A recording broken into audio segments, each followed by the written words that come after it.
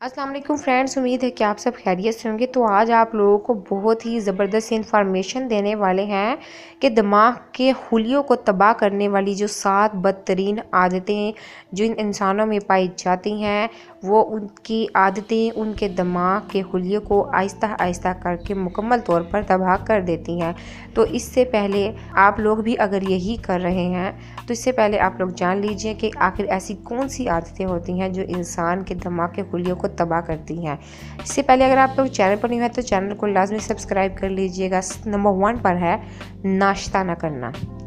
नाश्ता ना करने की वजह से आप लोगों के दिमाग पर बहुत ज़्यादा असर पड़ता है और आहिस्ता आहिस्ता ये आप लोगों के दिमाग को डैमेज की तरफ लेकर जाती है। नंबर 2 पर है रात को देर से सोना। देर से सोएंगे तो नींद पूरी नहीं होगी और आप लोगों के दिमाग के लिए मसला होगा। नंबर 3 पर है बहुत ज़्यादा मीठा या शक्कर वाली खुराक लेना। नंबर 4 पर है सुबह देर गए तक सोते रहना।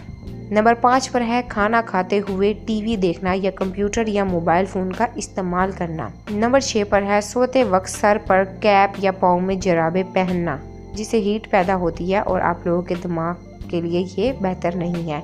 नंबर 7 पर है बिला वजह देर तक पेशाब रोक कर रखना।